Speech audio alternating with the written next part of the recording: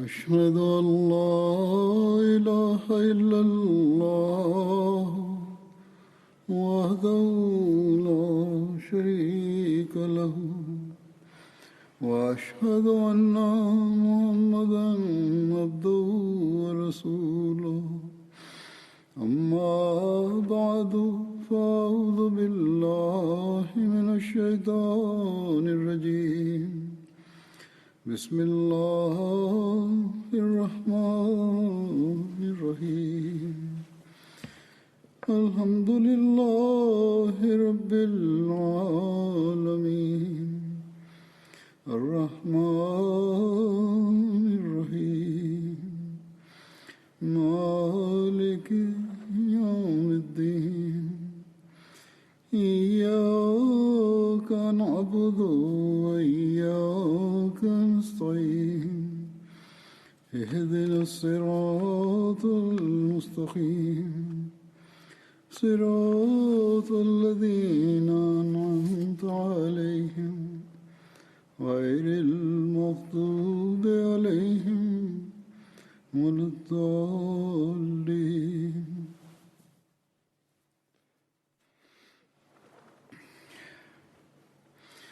الذين ينفقون أموالهم بالليل والنهار سرا وعلانية فلهم أجرهم عند ربهم ولا خوف عليهم ولا هم يحزنون. Allah yolunda mallarını harcayanlar var ya, geceleyin ve gündüzün dahi gizli olarak ve açık olarak dahi onların için onların ecri Allah katındadır. Onların hiçbir korkular olmayacaktır ve onlar üzülmeyeceklerdir. Kur'an-ı Kerim'de Yüce Allah müminlere birçok yerde mal özveriye dikkatlerini çekmiştir. Bu ayette dahi biz gördük. Müminlerin bu özelliğinden zikredildi. Müminler Allah-u Teala'nın yolunda gece gündüz mal harcarlar. Ve bu harcama gizli dahi olur ve göstererek dahi olur. Ve Allah katında bu her iki yol makbul olurlar. Yani hem gizli mal harcamak dahi ve hem zahir mal harcamak dahi. Çünkü Allah-u Teala başka yerde şöyle buyurdu. Müminlerin Allah katında mal harcamaların niyetleri Allah-u Teala'nın rızasını elde etmek için olur. O der ki وَمَا تُنْفِقُونَ اِلَّا ابْتِغَاءَ وَجْهِ اللّٰهِ.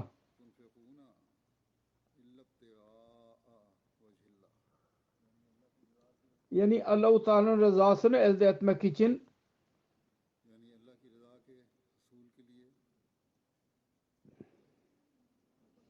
mal harcarlar ve Allah-u Teala'nın rızası dışında zaten harcamazlar. Onların gayeleri ancak Allah-u Teala'nın rızası olur. Onun için gerçek müminin alameti budur. Ki o iyiliklerde bulunsun. Allah-u Teala'nın yolunda pak malından dahi harcasın. Gece gündüz iyilik yapmayı niyetlensin. Zahiren dahi ve gizli olarak dahi. Bazen zahir olarak mal özveride bulunsun. Bazen gizli olarak mal özverisinde bulunsun. Bu özveriler Allah katında makbul olurlar. Şart yeter ki Allah-u Teala'nın rızası bu özverinin gayesi olsun. Eğer yalnız gösteriş için ise bu özveriler Allah katında makbul olmazlar. Gösteriş özverilerin yapanların yüzüne vurulur bu özveriler. İşte bu ruhtur. Bunu göz önünde bulundurarak bir mümin özveride bulunmalı. Ve bu ruhtur. Bunu göz önünde bulundurarak cemaat üyeleri Allah-u Teala'nın lütfuyla mal özverisinde bulunurlar. Eğer bu ruh yoksa bizim mal özverimiz faydasızdır ve boşa çıkacaktır. Eğer bu özveriler şu gaye için olursa, filan zat şu kadar mal vermiştir, ben ondan daha fazla mal vermeliyim, faydasızdır bu.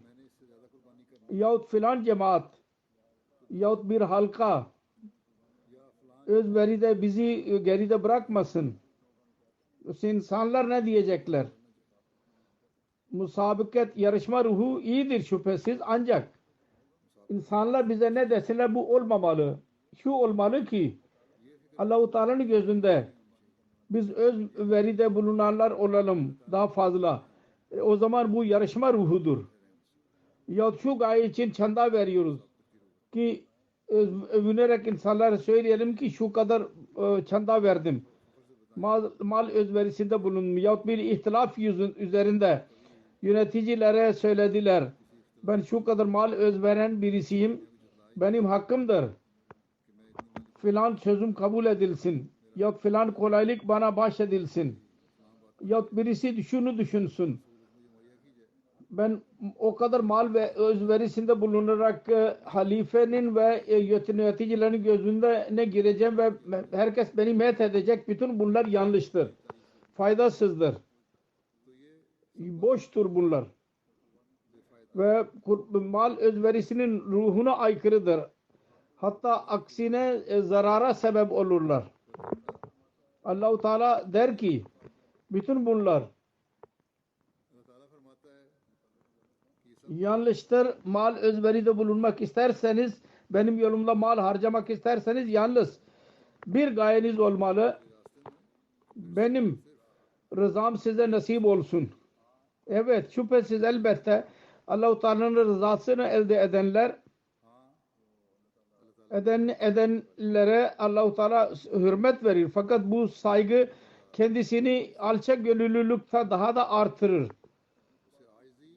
Hatta utanır o. İnsanlar beni met etsinler. Halifenin gözüne gelmek niyeti varsa da yalnız şu gaye için ki benim için dua etsin halife ve kuvvetli bir alakam kurulsun. Ben kime biat ettiysem tabii ki insanın niyeti olur ki onun dualarından pay alsın. Eğer hilafeti hakka inanıyorsanız böyle bir istekte bir zararı yok. Fakat niyet gösteriş olmamalı. Niyet yanlış şu olmalı ki ben Allah-u Teala'nın rızasını elde edeyim. Ve bu özveri yüzünden halife benim için dua etsin. Ben Allah-u Teala'ya daha da yaklaşayım. Ve Allah-u Teala'nın rızasını elde eden olayım. Ve müminlerin birbirleri için dualarıdır. Birbirlerinin manevi ilerlemelerine sebep olurlar. İşte bu düşünce dahi Allah-u Teala'nın talimatına uygundur. Allah-u Teala der ki benim dikkatimi elde etmek için, benim rızamı elde etmek için halis olarak benim rızamı elde etmek için mal harcarsanız o zaman benim sözümdür ki ben sizin korkunuzu gidereceğim. Sizin üzüntülerinizi gidereceğim.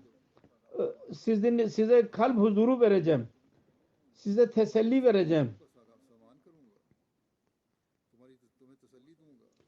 Kucağıma alacağım sizleri. Bu düşünce Allah-u Teala'nın lütfuyla herkes öyle bir insana nasip olsun ki o zamanın imamını Mesih Maud Aleyhisselatü Vesselam ve Mehdi Maud ve Resulullah sallallahu aleyhi ve sellem'in gerçek aşığına iman etmiş olur. Öyle birisinin nasip olur. Yani Allah için mal özveride bulunmalıyım ve sonra Allah-u Teala bu mal özverisini meyve vermeden bırakmaz. Allah-u Teala'nın yolunda mal harcamak şu gaye için yaptı ki onun rızasını elde edeyim. Ancak Allah-u Teala birçok defa hemen aynı anda meyve verdi. Bazen mal şeklinde, bazen başka bir mükafat şeklinde. Ve onun örneklerini biz gece gündüz görüyoruz. Gün geçtikçe her gün cemaat içinde 10, 20, 100 değil binlerce örnek var. Hatta ben diyeceğim ki 100 binlerce örnek vardır. Allah-u Teala'nın rızası elde ederler. Bundan geçerler ve kendileri üzerinde uygulandığını görürler. Sonra onların imanları kuvvetlenir. Şüphesiz bu mal özveride bulunanlar şunu da hatırda tutmalıdırlar. Onların karı kocalarının, çocuklarının dahi hakları var ve onları eda etmek dahi bir müminin görevidir. Çocukları ve karıyı haktan mahrum etmek günahtır. Hak vermemek. Ancak şunu da hatırda tutmamız lazım. Kanaat yaratarak, uyandırarak ve çocuklara kanaatin önemini anlatarak ve hislerini uyandırarak mal özverisine dikkat etmemiz lazım. Ve ve onların da dikkatini çekmek lazım ve böyle insanların evlatları Allah-u Teala'nın lütfuyla bu yolla Allah-u Teala'nın lütuflarına varis olurlar. İnsan hayret içinde kalır. Şu anda bazı özveride bulunanların üzerinde bu özveri yüzünden onlar üzerinde Allah-u Teala'nın kendilerine verdiği mükafat ya mal harcamak için Allah-u Teala onlara nasıl onlara mükafat verdiği onun bazı örneklerini süreceğim ve bunlar dahi faydalı olur.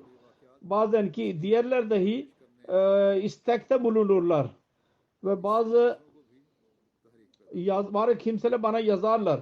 Bu olaylar benim üzerimde etki yaptı ve biz dahi mal özveride bulunalım dedik ve biz dahi Allah-u Teala'nın lütuflarını müşahede ettik. Hz. Mesih Maud Aleyhisselatü Vesselam bir yerde şöyle buyuruyor.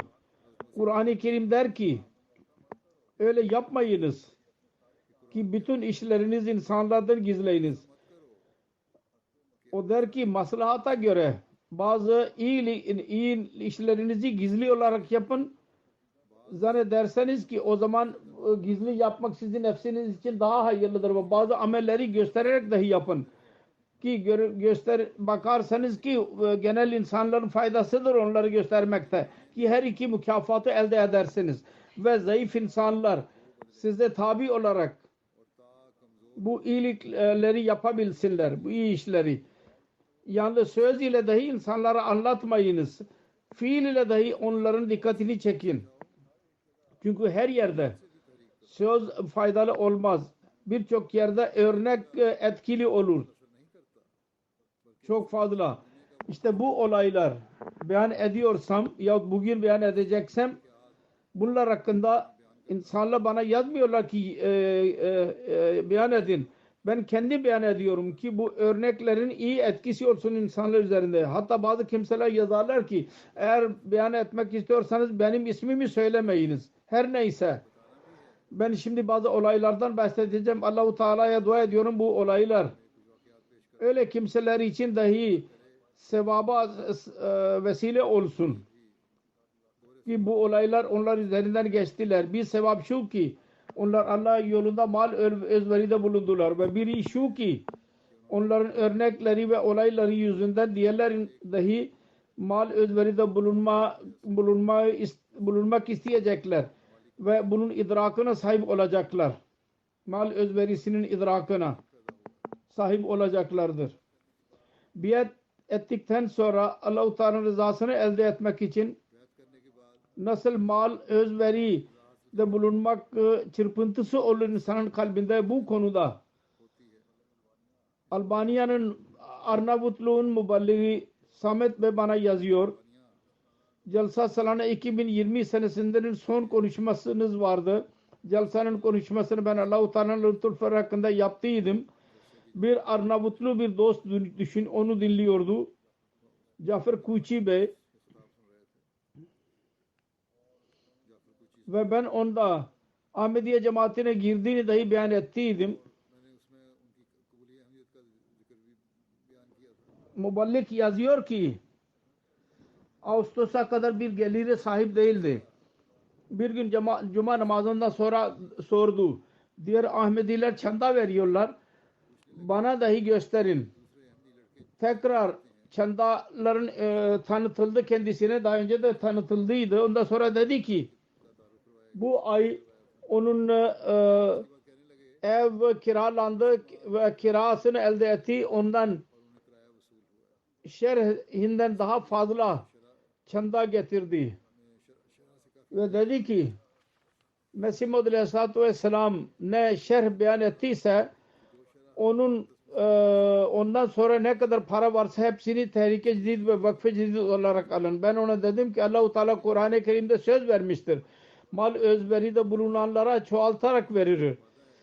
Dedi ki ben bu niyetle çanda vermedim. Ben Allah-u Teala'nın rızasını elde etmek için çanda verdim. Şu niyetle verdim ki Mesih Maud Aleyhisselatü Vesselam'ın buyruğudur. Din için mal özveride dahi bulunur ve İslamiyet'in emridir. Din için özveride bulunmalıyız. Ve şimdi ben her ay diyor ki her ay çanda veriyor. Bu düşünce birdenbire değişiyor maddiyatçı insanların dahi. Arjantina'nın muballiği Server Bey şöyle yazıyor. Arjantina'da korona yüzünden insanlar zorluk içindedirler. Dardadırlar. Fakat buna rağmen no mobillere anlatıldı ki İslamiyet'in emirlerinden birisi infak fi sabilillah'tır. Allah yolunda mal harcamak. Ahmedi cemaati bu ilahi emre amel etmek için bir kol Tehrik-i Cedid vardır. Lokal no mobiller kendi hasiyetlerine göre mal özveride bulundular. Ben Fatma Aronika adlı bir bayan var. Olan üstü mal özveride bulundu. Duldur kendisi. Çok azıcık maaşı var. İçtimai olarak onlara dikkati çekildi. Yıl bitmek üzeredir. Birkaç gün kaldı. Bana mesaj attı bu bayan. Muballik diyor ki gücüm yok fakat birkaç günde çaba sarf edecek ki biraz para versin çanda olarak. Birkaç gün sonra 5.000 Arjantin parasını verdi. Haysiyetine göre Arjantin'in genel iktisat durumuna göre bu olağanüstü bir özveriydi. Ben ona dedim ki ben onun hissini görerek muballik diyor. Çok teşekkür ediyorum. Dedi ki teşekkür niye ediyorsunuz? Ben İslami kalp huzuruyla kabul ettim anlayarak ve onun buyruklarından birisi buydur ki din için mal özveride bulunalım. Ben utanıyorum.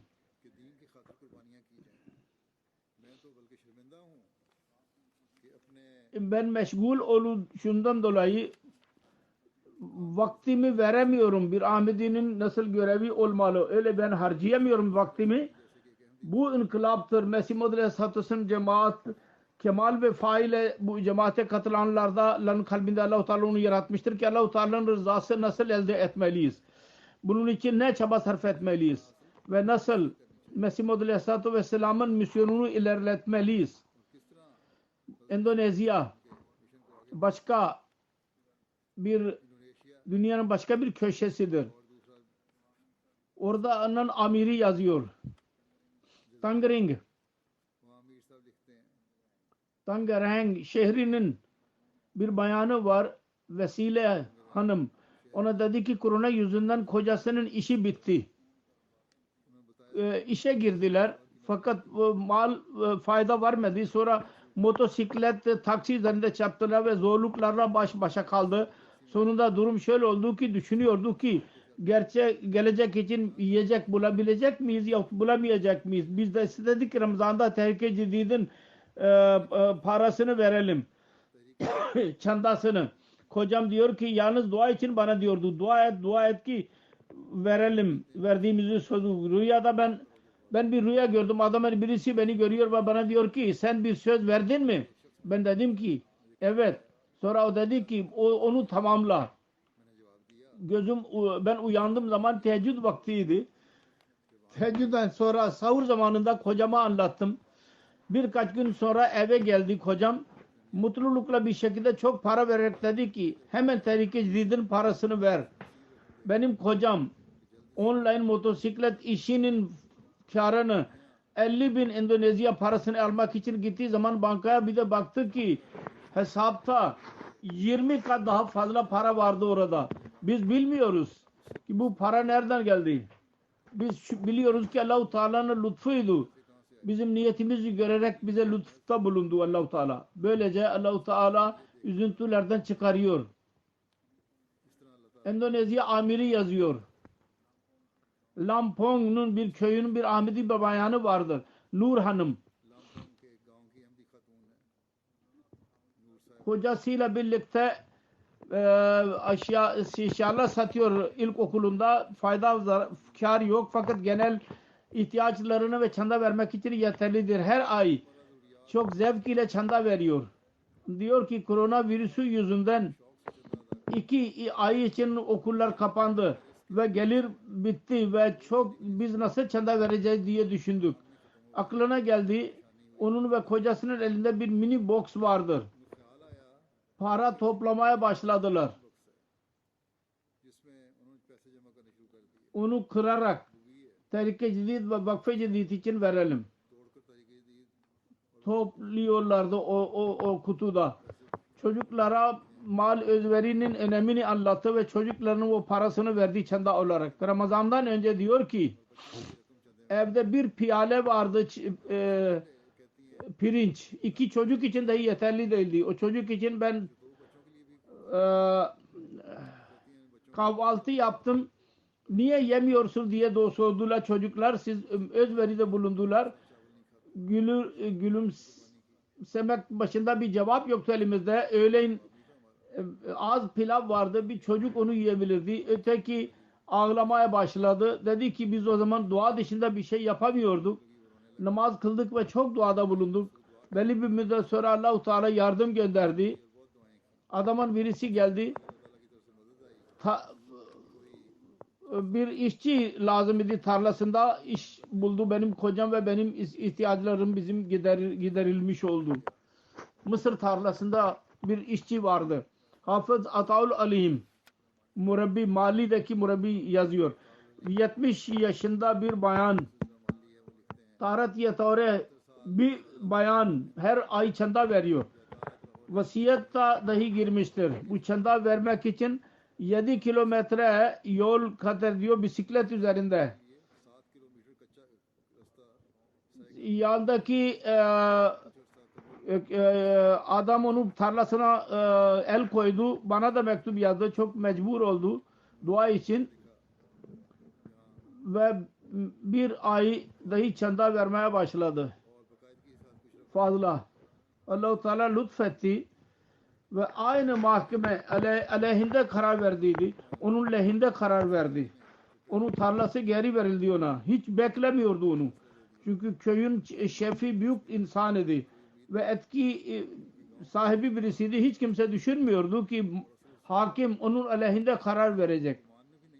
Yalnız köyde dahi regiona gelerek cuma namazından sonra insanların önünde bu Allah-u Teala'nın yardımından bahsetti. Diğer insanlar dahi ondan çok etkilendiler. Böylece Allah-u Teala korkuyu emniyete dönüştürüyor. Fransa amiri yazıyor. Bir adam yazdı. Dedi ki ben Tehrike Cedid'in sözünü 2 kat verdiydim. 2.000 euro. Ancak tesadüf böyle oldu ki lockdown yüzünden iş gelir azaldı ve mümkün değildi ki ben sözümü tamamlayacağım. Borç aldıydım. Onu dahi vermeliydim. Ve 1000 euro vermek zor idi. Dua dışında başka bir yol yoktu. Niyetim şuydu ki her ne gelirim olursa, maaşım olursa yiyeyim yemeyeyim yahut mutlaka sözümü tamamlamalıyım. Allah-u Teala kendi lütfuyla aynı hafta Malik yüzünden lockdown arasında iş yapmak için verdiğim sözüme göre 1000 euro bana verdi. Elime geçti. Ben düşünüyorum ki bu Allah-u Teala tarafından verdiğim söz Allah-u Teala tarafından bana verildi. Yoksa ben asla düşünemezdim ki benim sahibim bu zor durumda bana o kadar para verecek. Lockdown'dan bahsettim. Bugünlerde burada dahi lockdown başlamıştır. Evde kalma. 4 hafta için. Onun için camide dahi bugün fazla namaziler yoktur. Benim önümde namaz kılanlar önümde camide. Çünkü dediler ki hutbe verebilirsiniz fakat yalnız muazzin dışında başka birisi bulunmayacak. Kanada'dan bir Suriyeli bir Ahmedi bana yazdı ve şunu da yazdı ki benim ismimi söylemeyiniz eğer beyan etmek istiyorsanız. Diyor ki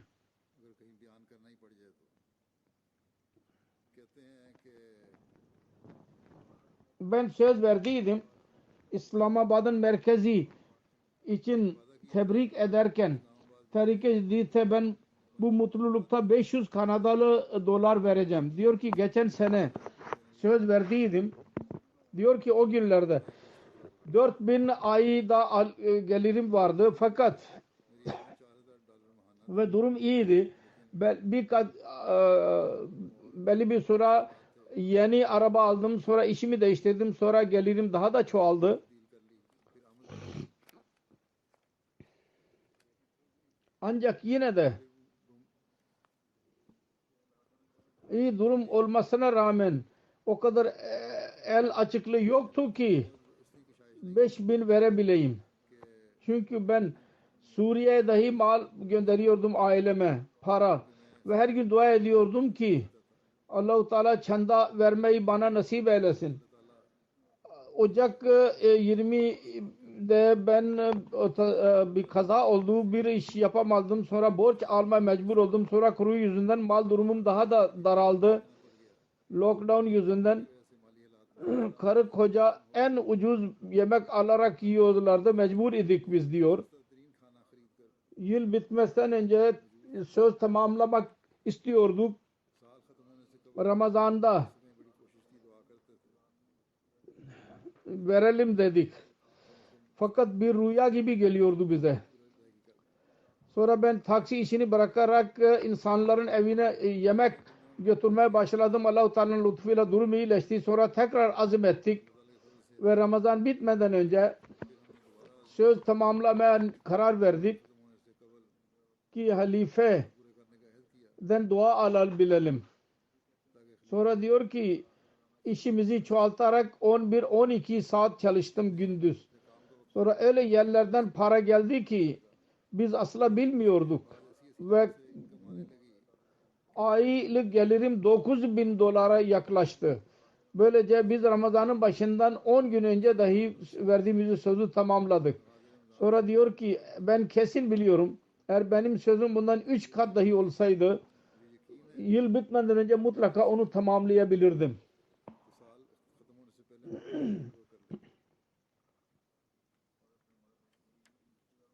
Fakir akrabalarına dahi Suriye'de yardım ediyor bu. Sierra Leone amiri yazıyor. Oranın Osman Bey var Freetown'un bir cemaatinden. Beyan ediyor. Biz her sene çanda Tehrik-i Cedid veriyoruz. Fakat bu sene aklımıza geldi. Verdiğimiz çanda çok azdır. Diyor ki benim bir işim yok. Yalnız küçük bir bakkaliye vardır. Ben ve karım çalışıyoruz orada. Fazla gelir yok. Ondan yalnız evdeki masraf zor çıkıyor. Sık sık Tehrik-i Cedid'in çandasını verelim dedik. Karım dedi ki bir kutu yapalım ve her gün biraz para atacağız içine. Ve Eylül başında vereceğiz. Geçen sene dahi biz 20 milyondan daha fazla vermediydik. Fakat bu sene diyor ki Allah-u Teala'nın lütfuyla bu yolla biz 200 binden fazla milyon verdik. Benim diğer kardeşlerim bu yola girdiler ve onlar dahi 130 milyon verdiler. Diyor ki benim karım özellikle böyle yapmakla çok mutludur ki Allah-u Teala bu sene çok mal özveride bulunmayı bize nasip etmiştir. Ve böyle yapmakla bizim mal özverisinin seviyesi de yükseldi ve gelirimiz dahi çoğaldı. Şimdi Allah-u Teala bize bu gösterdiği yolu biz devam ettireceğiz. Marshall Islands başka uzak bir yerdir. Amerika'nın uzağında, ötesinde. Oranın mübelligi yazıyor Sacid İkbal. Marshall Islands'da Nasır Kuşi Rakin Bey vardır. Ben Tehrik-i Cedid sözü alıyorduk. Kuşi Bey dedi ki benim elimde bir iş yok. Ev oturmak için yer yok. Yemek dahi cemaatten yiyorum, langarhaneden. Belli bir zaman için evde kal dedik ve az da olsa bir söz ver ve dua et ki Allah-u Teala sana yardım etsin. Bunun üzerine o 2 Amerikalı dolar vereceğini söz verdi. Birkaç ay sonra eve geldik ve 50 dolar verdi. Tehrik-i Cedid dedik Allah-u Teala benim dualarımı kabul etmiştir. İş buldum ve o ev dahi buldum. Şimdi kendi ihtiyaçlarını giderebiliyor. İmanın kuvveti için nasıl Allah-u Teala yardım ediyor. Böyle yollarla ki müballikler dahi hayret içinde kalırlar bazen. Amir Cemaat Gambiya yazıyor. Basse Tehrik-i Cedid ile bir program yaptık. Dikkatlerini çektik. Bu programda Musa Bey dahi vardı. Para vermek için bir şey yoktu. Çok rahatsız kaldı ve teheccüd namazında dua ettik ki Allah-u Teala ona güç versin ve Allah-u Teala'nın yolunda mal harcayanlardan olsun. Allah-u Teala onun rızasını kabul etti. Birkaç gün geçti ki bir şirkete çalışıyordu. Dedi ki Basse'de 1-2-3 gün program yapıyoruz, ona katılın. Ve parası olarak ona 400.000 dilasi verdik. Cilasi. Çok memnun oldu ve 2 günlük programa katıldıktan sonra sözünü çoğaltarak 2.000 cilasi yaptı. Allah-u Teala onun için gelir kaynaklarını çoğalttı. Diğer Ahmediler dahi Tehrik-i Cedid'in emenimini ve mal özverisinde bulunmalarını tavsiye ediyor herkese. Filipin'in Ali Bey murabbidir, sadr cemaattir. Diyor ki Filipin'in eski cemaatlerinden birisi Simvanol cemaat var. Orada tedris mesleğine sahiptirler. Sadr Bey bana mesaj gönderdi. 3 hocaya özellikle dua edin. Çünkü onların Mart'tan para almadılar. Fakat Tehrik-i Cedid'e çanda verdiler.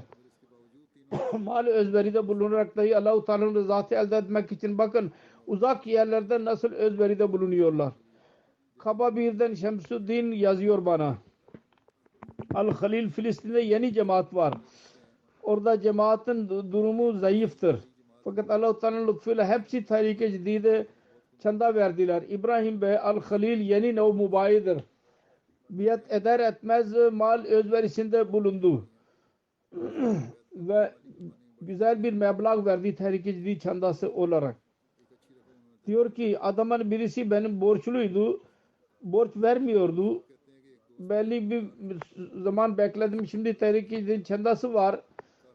Mal zorluğu dahi vardır. Para ele geçen beklemiyordum. Para elime geçecek. Amir Bey ile görüştüm. Ben çanda Tehrik-i Cedid verdim. Benim durumumu anladıktan sonra dedi ki şimdi Tehrik-i Cedid'in çandası Allah yolunda vermişsin. Allah-u Teala mutlaka bereket verecek. Amir Bey'in gittikten sonra birkaç ay sonra bana borç verdi ve benim bütün üzüntülerim gitti. Wiesbaden Almanya'dan bir arş var. Tehrik-i Cedid'e girdi ve dedi ki benim azul ilticam öyle bir mahkemedeydi ki kabul etmiyordu. Tehrik-i Cedid'e imanlı dolaylar dinledim. Ben irade ettim ki 1000 euro Tehrik-i Cedid'e vereceğim. Allah-u Teala lütfetti ki benim o hakimler başka bir hakime gitti ve kabul edildi. Şimdi Allah-u Teala'ya verdiğim söz tamamlamaya geldim. İşte verdi 1000 euro verdi çanda olarak.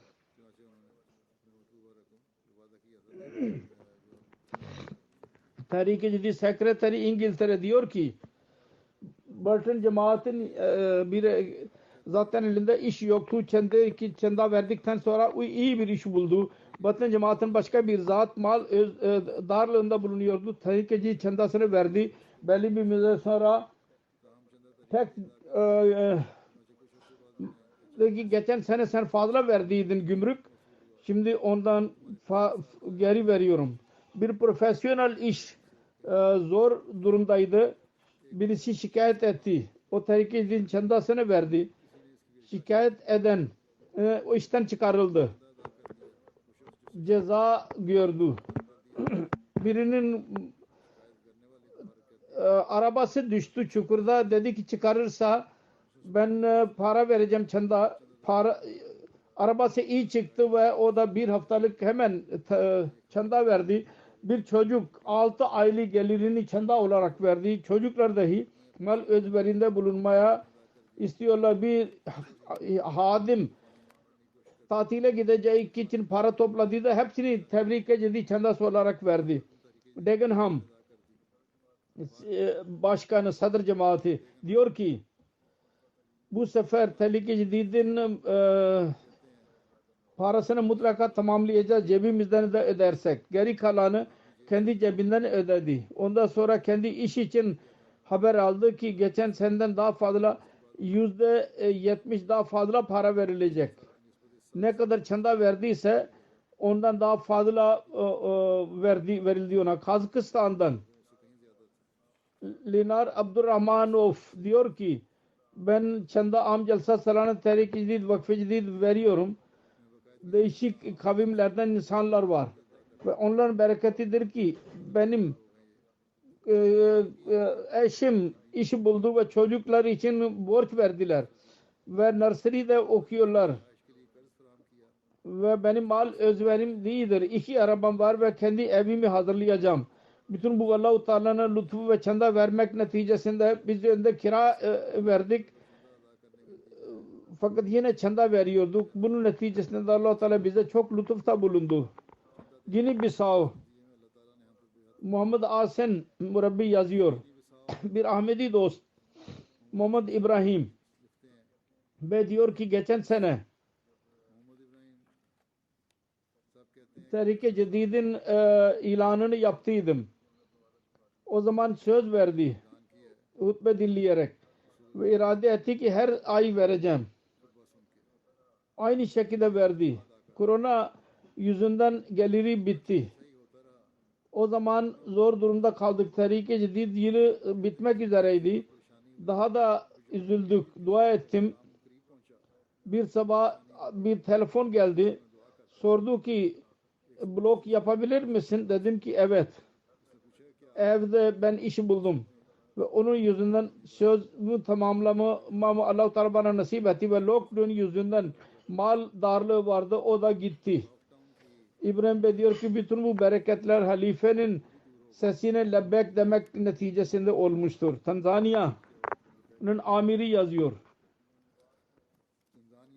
Muballik-i Silsile diyor ki bir Ahmedi bir bayan Amna Hanım her sene az gelirine rağmen çanda vermek konusunda ilk saflarda bulunuyor. Bu sene dahi Ramazan'ın mal üzerinde bulunmak istedik. Çaba sarf etti ki bu ayda verdiği sözü tamamlasın. Fakat bazı zorluklar yüzünden para elde edemedi. Dua etti ki bir gün o kadar hissettim ki geceleyin kalktım ve Allah-u Teala'nın yolunda ağlayarak dua ettim. Ya Rabbi halifenin sözünü tamamlamalıyım ve ben mahrum kalıyorum. Aynı gün sabahleyin bir akrabanın telefonu geldi. Uzun zamandan beri irtibat halinde değildir. Bir hediye olarak para gönderdi ve çanda verdi onunla. Kendisi diyor ki çanda eda ettikten sonra daima Allah-u Teala benimle sevgi muamelesini yapıyor ve hiçbir zaman beni tek başıma bırakmaz. Kadiyan'dan Vekilül Mal yazıyor. Kerala'nın cemaati Tahrik-i Cedid çandası 501 rupiydi. sen mobilya için yaptıydı şirket için. Fakat çanda tehlike cedid istedik ondan. O çandanın önemi yüzünden para verdi. Bu niyet yüzünden Allah-u Teala öyle lütfetti ki birkaç günde verdiği paradan kaç gün kat fazla bir hesabına geldi ve şirket için almak istediği malzemeyi dahi aldı.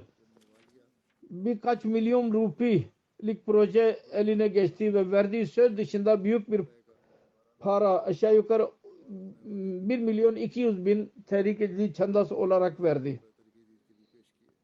Sonra Hindistan'dan Abdülvahid inspektör yazıyor, mühendis. Kerala'nın bir cemaati Tehrik-i Cedid ile alakalı olarak Tehrik-i Cedid'in gayesini anlattık. Tehrik-i Cedid'in maz ölverisine katılmalarını istedik. Jalsanın bittikten sonra Sadr Bey'in evine gittik. Sadr Bey'in kızı 8 yaşındaki kız para cüzdanını getirdi. Ne kadar para varsa hepsini Tehrik-i çandası olarak alın. O zaman 864 rupi idi. Tehrik-i çandası için verdi. Babası dedi ki kızı uzun zamandan beri Tehrik-i çandası vermek için onu biriktiriyordu. Ben dükkanımdan geri geliyordum. Cebimde ne kadar para varsa benden alarak birikiyordu ki bana verin. Ve kendi para cüzdanına atıyordu. Birkaç aylık olarak topladığı parayı çanda olarak verdi. Bu idrakta çocuklar dahi, Ahmedi çocuklar dahi bu idrak içindedirler.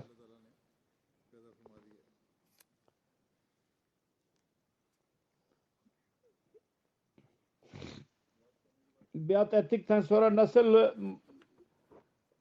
para vermek istiyorlar? Samet Bey Arnavutluk'tan yazıyor. Almanya Arnavutluğun bir köyünde Dalık Çikçi Bey lokaldır. Ahmedi bir gün Cuma'dan sonra geldi ve az gelirine rağmen çanda veriyor. Emeklidir. Arabası yoktu. Veba yüzünden uzun zamandan sonra Cuma'ya geldi ve Cuma'dan sonra dedi ki ben istiyordum ki bu kadar aydan beri çanda vermedim. 8 aylık çandayı getirdiydi ve çanda am dışında Tehrik-i Cedid ve Vakf-ı Cedid'in çandalarını dahi verdi. Böylece birçok örnek vardır. Mesela Tanzanya'dan bir muallim yazıyor, Hüseyin Bey. Bir muhlis Ahmedi, ihlas sahibi Ahmedi Salih Bey vardır Matonga. Kalp huzuruyla mal özverisine katılıyor. Belli bir müddet sonra hastalandı. Para yoktu tedavi için. Emeklilik parasını elde etti. İlk olarak Tehrik-i Cedid sözünü tamamladı. Sonra dedi ki ona akıl verdim. Böyle önce tedavi ettir. Sonra verdiği sözü tamamla. Dedik Allah'ın sözü şifa verendir zatı. Allah-u Teala verdiği sözü tamamlayacağım. Ondan sonra tedavi olacağım. Bu özverilerin ruhu böyledir. Yeni katılanlar insan hayret içinde kalır. Nasıl Allah-u Teala uzak yerlerde bunun önemini onlara anlatmıştır ve Mesih Muhammed Aleyhisselatü Vesselam'ın biyetine girdikten sonra bir inkılap yaratmıştır onlarda. Gambiya'nın amiri yazıyor. Bir bölgede Tehrik-i Cedid programı yapıldı. İslamiyet için hayat yapmak, sade hayat, en küçük iş dahi yapmak konusunda dikkatlerini çektik. Bir arkadaş İbrahim Bey dedi ki 1000 dilasi verecek çanda olarak. Şunu dedi ki tek oğlu vardır, onun hayatını vakfederek murabbi yapmak için gönderecek onu. Şimdi o lisededir. Niyeti budur ki inşallah Teala murabbi olsun istiyor.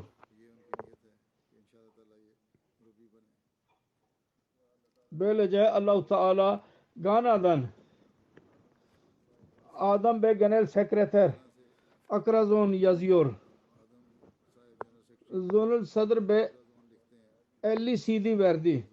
Ben Çanda Tehriki Cedid olarak verdim. Ertesi gün sabahleyin bir iş için gittim. Geri geldim. Nasıl geri gideceğim? Ben dedim ki taksi tutacağım. Bana telefonumu istedim ki dedi ki fonunu bana bak. Baktım.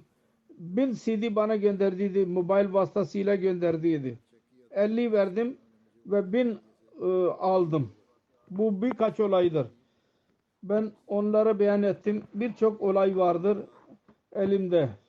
Allah-u Teala bu öz veride bulunanların mallarına çok bereket versin. Şimdi bu öz veri oldu.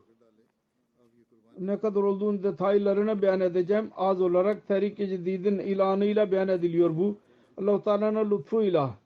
Tehrik-i Cedid'in 86. senesi bitti ve 87. senesi başladı. Ve Allah-u Teala'nın lütfuyla bu sene Ahmediye cemaati Tehrik-i Cedid'in mal özverisinde 14,1 milyon mal özveride bulundu. Bu geçen seneye göre 800 bin daha fazladır. Bu sene dünyanın bütün cemaatlerinde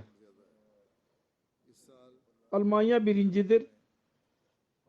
Pakistan'ın iktisat ve politik durumu daha da kötüleşiyor. Fakat Pakistan'ın cemaatleri dünyanın cemaatlerine göre az, fakat yine de kendi ülkelerine göre yerel para olarak çok fazla ilerlediler ve mal özverisinde bulundular. Allah-u Teala bütün ülkelerde nerede zorluk ve politik durum varsa onlara dahi huzur versin ve iyilik yapsın ki onlar dahi mal özveride bulunabilsinler. Her neyse topluca olarak durum şöyledir ki birinci Almanya'dır, sonra İngiltere, sonra Amerika, dış ülkelerde Pakistan'ın araya giriyor. Amerika 3, sonra Kanada, sonra Orta Doğu'nun bir ülkesi var, sonra Hindistan, Avustralya, Endonezya, Gana ve bir sonra Arap bir ülke vardır. Gana dahi Afrika'nın ülkelerinden çıkarak dünyanın ülkelerine göre mal özveride bulunmaya başladı. Amerika ve Avrupa diğer ülkelere göre artık onlarla yarışabiliyor Gana.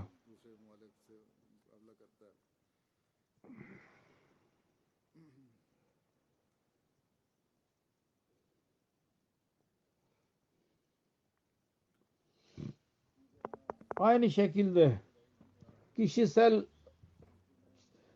para bakımından İsviçre birinci, sonra Amerika, sonra Singapur. 3 cemaat. Detayları daha vardır ama beyan etmeyeceğim. Afrika'da ilk cemaat birincisi Gana, Nijerya, Burkina Faso, Tanzanya, Gambiya, Sierra Leone. Sierra Leone cemaat büyük eski cemaattir. Burada cemaati ve amiri diğer çabar safar etmelidirler. Eğer hislerini uyandırırlarsa mal özverinin cemaat üyelerine efrad üyeleri mal özveride bulunmak için hazırdırlar. Sizin dikkat etmeniz lazım. Sonra Benin'de dahi Allah-u Teala'nın lütfuyla çok çaba vardır. Nijer ve Benin de kişisel olarak çok para çanda çoğaldı. Benin'de 6 kat yerel para bakımından ve Nijer'de 8 kat daha fazla çoğalmıştır. Halbuki orada durum yüzünden katılanların sayısı az idi, fakat topluca para geçen seneden daha fazla oldu yahut aynı şekilde oldu. Katılanların tam sayısı 1.600.000 küsürdür. Ve zikredilen Afrika ülkeleri geçen sene daha fazla, birincisi Gana, sonra Burkina Faso, Mali, Senegal, Gambia, Kongo, Kinshasa, Tanzanya, Liberia, Kenya, Central Africa, Sao Tome, Congo, Brazzaville ve Zimbabwe. Diğer büyük ülkeler Bangladeş, Almanya, Kanada, Bharat, Avustralya'da çok çoğalma olmuştur katılan çanda verenlerde. Birinci defterde Allah-u Teala'nın lütfuyla 597 kişi var. 33 hayatadırlar. Kendileri veriyorlar ve 311 varisleri tarafından caridir.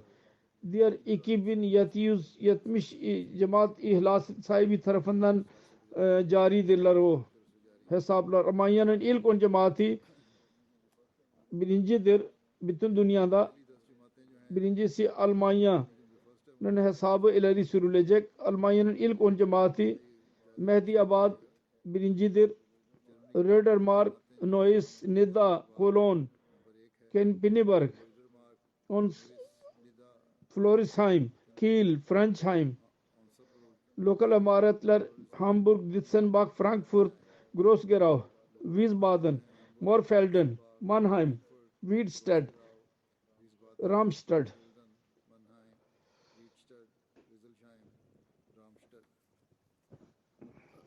यार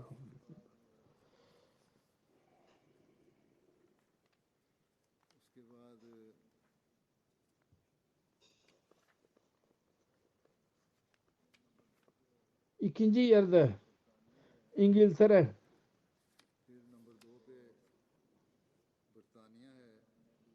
İngiltere'nin cemaatlerinin durumu şöyledir.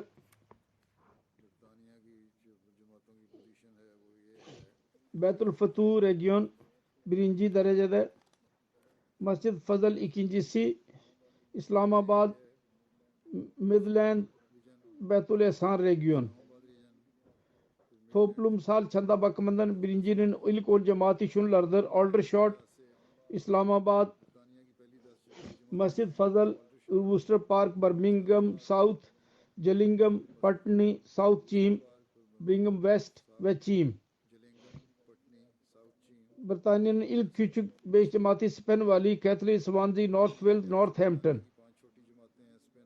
Para bakımından Amerika geldi.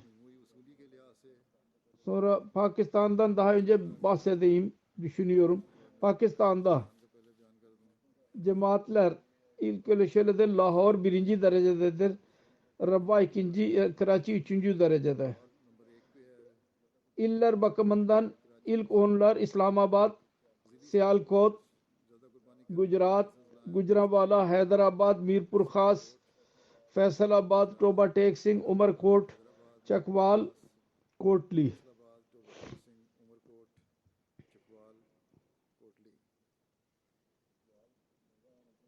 Çakval'da fazıl ayrı ayrı olmalı. Niye bunları birlikte beyan edildi? Ya belki de her ikisinin durumu aynıdır. En fazla özveride bulunanlar Pakistan'ın şehri cemaatleri, Amarat Defense Lahore, Amarat Şehir Rawalpindi, Karachi, Mogulpura Lahore, Township Lahore, Azizabad Karachi, Amir Gulshan Iqbal Karachi, Peshawar, Quetta Mal Lahore. Amerika'nın cemaatleri Maryland birinci derecededir. Sonra Los Angeles, Silicon Valley, Central Virginia, Seattle, Osceola, Detroit, Chicago, South Virginia, Houston, Atlanta, Boston. Kanada'nın lokal emareti Vaughan, Peace Village, Calgary, Vancouver, Toronto West, Mississauga, Brampton East, Saskatoon, sonra Toronto. Kanada'nın küçük cemaatlerinde Bradford, Hamilton, Mountain, Edmonton West ve Regina. Middle East. Sonra Hindistan'ın ilk 10 cemaati Coimbatore, Karalai, Kadian, Bethprem, Hyderabad, Kannur Town, Kolkata, Calicut, Bangalore, Mathatom. İlk 10 iller Kerala, Tamil Nadu, Karnataka, Jammu Kashmir, Telangana, Punjab, Odisha, Bengal, Delhi, Maharashtra. Avustralya'nın ilk 10 cemaati Melbourne, Longbourn, Castle Hill, Melbourne, Werwick, Marsden Park, Adelaide South, Penrith, ACT Canberra, Adelaide West, Mount Druitt, Parramatta. Bütün bu cemaatlerin karşılaştırmaları budur. Allah-u Teala hepsinin mallarına bereket versin ve onların öz verilerini kabul buyursun. Ondan sonra ben şimdi bununla birlikte Tehrik-i Cedid söylediğim gibi 87. yılın başladığını ilan ediyorum. 1. Kasım'dan beri başlamıştır. Şimdi şuna dahi dikkatinizi çekmek istiyorum. Bugünlerde çok duaya ihtiyacımız var. Dualara yönelin. Kendimiz için, cemaat için dua ediyoruz. Müslümanlar için genel olarak çok dua gereklidir. Bugünlerde Müslümanlar aleyhinde, gayrimüslimin bazı ülkelerinde onların liderleri çok kin ve buğz tutuyorlar. Ve zahirdir liderler bu cumhuri toplumda insanları Allah zannederek onların isteğine göre kendi beyanatlarını, demeçlerini veriyorlar. Ya kendileri onlara kötü yol göstererek ona götürmeye çalışıyorlar. Allah yoktur. Yalnız siz her şey sizsiniz insanlara diyorlar. Açık beyanat vermiyorlarsa da orada kalplerinde İslam aleyhinde nefret çoktur. İnsanların çoğu İslam'ı iyi bilmediklerinden dolayı Müslümanlar aleyhinde derler. Her neyse biz dualarla, çabayla dünya insanlarına anlatmalıyız ki İslamiyet'in gerçeği nedir?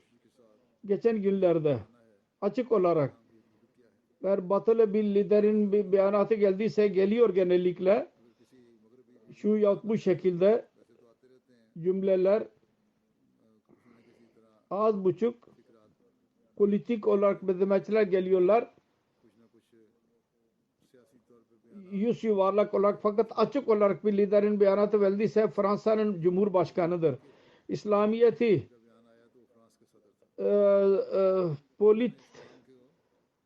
kötülemiştir. Kendisi eğer varsa kendi ülkesidir. Bir dine inanmıyorlar bunlar. Hristiyanlığı dahi unutmuşlardır. Crisis yani meseleleri çıkaran İslam diri bir dindir ve ilerleyen bir dindir. Ve ilerliyor da. Ve Allah-u Teala her zaman da onu korumaya söz vermiştir. Bu çağda da Mesih Muhammed Aleyhisselatü Vesselam vasıtasıyla onun tebliği dünyanın dört köşesine ulaşıyor. Asıl şudur ki bu İslamiyet'in muhalif güçleri yahut insanları şu niyetle bu gibi işlerde bulunurlar ki demeç veriyorlar ki biliyorlar ki Müslümanlar Allah arasında birlik yoktur. Aralarında. Burada Kanada'nın başkanını methedeceğim. O Fransa'nın başkanı üzerinde güzel demeç verdi ki bu yanlıştır ve olmamalı. Ve birbirlerinin dinlerine saygı göstermeliyiz. Keşke diğer insanın liderleri dahi Kanada başkanının düşüncesine sahip olsunlar. Demecini iyi bir şekilde dinlesinler ve dünyanın barışı için böyle ona göre amel etsinler. Her neyse bu Kanada'nın başkanı bu bakımdan methedilmeye değerdir. Ve biz onun için dua etmeliyiz. Allah-u Teala daha onun kalbini açsın, göğsünü. Her neyse açıktır ki Müslümanlarda birlik yok ve bu yüzden bu oluyor hepsi. Her ülke diğer ülkeye aykırıdır. İslam aleminde fırkeler bunu göstermiştir ki Müslümanlarda bir birlik yok. Eğer dünya bilse Müslümanlar birdir. Bir tek ve bir Resul'e inanan kimselerdir. Ve onun için özveride bulunmayı biliyorlar. O zaman bu gibi işler yapmazlar gayrimüslim dünyasında. Hiçbir gazete Resulullah sallallahu aleyhi ve sellem'in karikatürünü asla yanlayamaz. Birkaç sene önce dahi karikatürler yayınlandı. Danimarka'da ve Fransa'da gelip geçici gürültü yaparak ve onların eşyalarını, malzemesini boykot ederek biz satın almayacağız diyerek sessiz kaldılar. Bir şey olmadı. Birkaç ay sonra sessiz kaldılar. O zaman Ahmediye cemaati güzel tepki gösterdi. Ve onların önünde Resulullah sallallahu aleyhi ve sellem'in güzel siretini ileri sürdü. Onu birçok gayreler, yabancılar dahi, okumuş insanlar dahi, liderler dahi, amme insanlar dahi methetti ve onu sevdiler. Ve bugün dahi yapıyoruz. Ve insanlara anlatıyoruz ki birkaç insanın İslamiyet aleyhinde yaptıkları kötü işleri İslam demeyelim. Bir insanın, Cumhurbaşkanı ülkenin işi değil ki bir insanın kötü işini İslamiyet'in talimatı desin.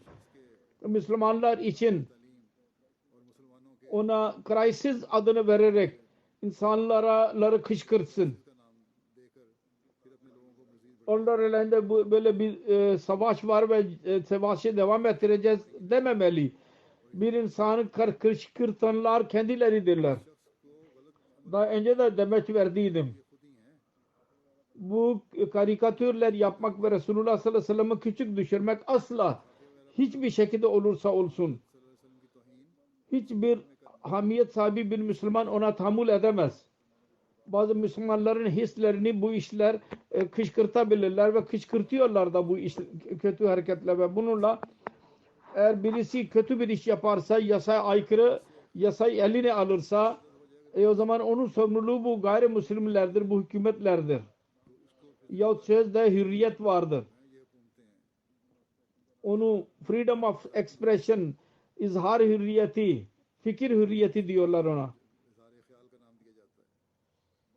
Her neyse gayrimüslim dünyasıdır bunları kışkırtıyor bu hisleri. O zaman dahi ilk zaman bu iş ortaya çıktıydı. Hutbelerin bir silsilesinde güzel tepki nasıl gösterelim onu beyan ettiydim ve ne göstermeliyiz demiştim.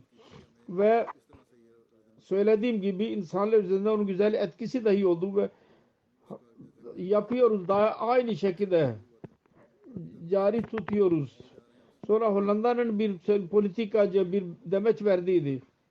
O zaman dahi Hollanda'da ben hutbe verdiydim. Ve Allah-u Teala'nın azabından korkuttuydum. Hatta hükümete ricada bulundu. Bu bana ölüm ile korkutmuştur. Hükümetine demişti ki bunun gelmesine yasak edilsin ve mahkemeye verilsin bu zat. Her neyse. Biz mümkün elimizden geldiğince yasanın çerçevesi içinde İslamiyet ve Resulullah sallallahu aleyhi ve sellem'in makamı aleyhinde olan her harekete cevap veriyoruz. Ve vermeye devam edeceğiz. Ve onun etkisi dahi oluyor.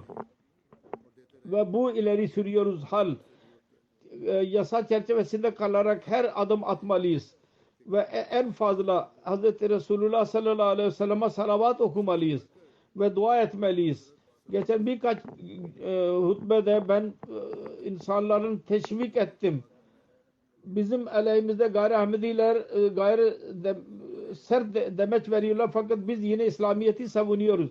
İslamiyet'in gerçek talimatı altında işimizi devam ettiriyoruz ve devam edeceğiz. Bir yahut iki yahut 4 kişinin öldürmekle gelip geçici coşku giderilmiş oluyor fakat bu müstakil bir hal değildir.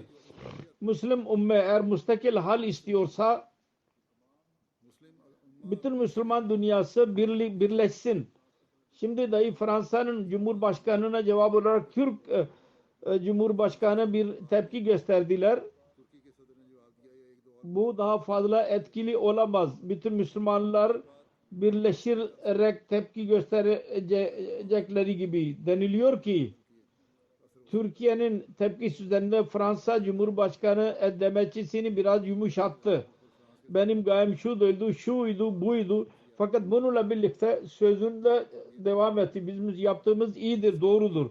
Eğer 54-55 Müslüman ülkeler bir dil ile konuşsaydılar o zaman eğer meğer demezdi Fransa Cumhurbaşkanı, o zaman mecburen af dileme mecbur olurdu. Diz çökme mecbur olurdu. Özet olarak yalnız şunu demek istiyordum ki dua edelim. Müslüman ülkeler en azından yabancı ellerinde birleşsinler. Baksınlar ki ne kadar etkisi oluyor. Biz kendi işimizi yapıyoruz ve yapmaya devam edeceğiz inşallah Teala. Mesih Maud Aleyhisselatü Vesselam'a inananların bu görevidir, farzdır bunlar. İslamiyet'in güzel talimatını dünya insanlarına yaysınlar. Resulullah sallallahu aleyhi ve sellem'in güzel çehresini dünya insanlara gösterelim. Ve rahat durmayalım. Bütün dünya insanlarını Resulullah sallallahu aleyhi ve sellem bayrağının altına getirmedikçe dünya insanlara anlatalım ki sizin bekanız şundadır ki Allah-u Teala'ya inanın. Tek olan Allah'a ve zulümleri yok edin. Belli bir zaman önce ben birkaç dünya liderlerine mektuplar yazdıydım birkaç ay önce. Bu Covid esnasında Fransa'nın Cumhurbaşkanı'na dahi yazdıydım ve onda Hz. Mesih Maud Aleyhisselatü Vesselam'ın kelimelerinde uyarıda bulunduydum. Bu azab ve afetler Allah-u Teala tarafından zulümler yüzünden geliyorlar. Onun için buna dikkat etmeniz lazım. Zulümleri yok edin ve adaleti yerine getirin. İnsaftan yana olun. Haktan yana demeç verin. Biz farzımızı tamam ettik ve tamamlamaya devam edeceğiz. Şimdi biri isterse kabul etsin yahut onu anlasın anlamasın. Fakat biz her neyse Müslüm ümmetine dualarımızda hatırlamalıyız, unutmamalıyız onları. Allah-u Teala onlara güç versin. Onlar Resulullah sallallahu aleyhi ve sellem'in gerçek kölesini dahi tanısınlar ve genel olarak yani Mesih Maud Aleyhisselatü Vesselam'ı dahi tanısınlar ve dünya insanları dahi düşünmelidirler.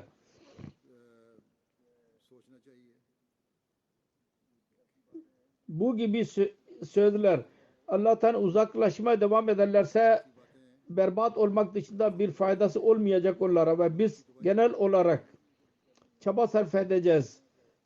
Çaba sarf etmeliyiz ki dünya insanlarını Allah-u Teala'nın tevhidinin altına getirelim. Resulullah sallallahu aleyhi ve sellem'in bayrağının altına getirmek. Bu tehlike cididin gayesi de budur. Ve Allah-u Teala onu bize güç versin, bize kuvvet versin. Genel dünyanın durumu için dahi dua edin. Çok hızlı bir şekilde şuna ilerliyorlar. Bu hastalıktan kurtulurlarsa olmasın ki başka bir afet, bir savaş olarak bunlar üzerine düşmesin. Allah-u Teala bunlara akıl versin. Ve tek Allah'ı tanıyarak onun hakkını eda edenler olsunlar. Amin.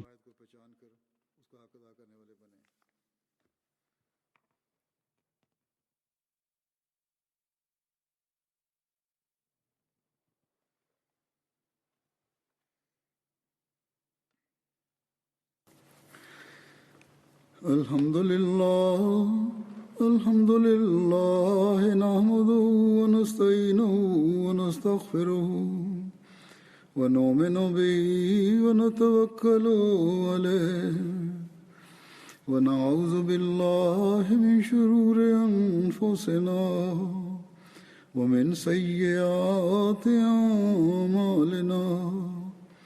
من يهده الله فلا مضل له ومن يهده الله فلا مضل له ومن يضلله فلا هادي له ونشهد أن لا إله إلا الله ونشهد أن محمدا عبده ورسوله. عباد الله رحمكم الله إن الله يأمر بالعدل والإحسان وإيتاء ذي القربى وينهى عن الفحشاء والمنكر والبغي يعظكم لعلكم تذكرون. اذكروا الله يذكركم وادعوه يستجب لكم ولذكر الله أكبر.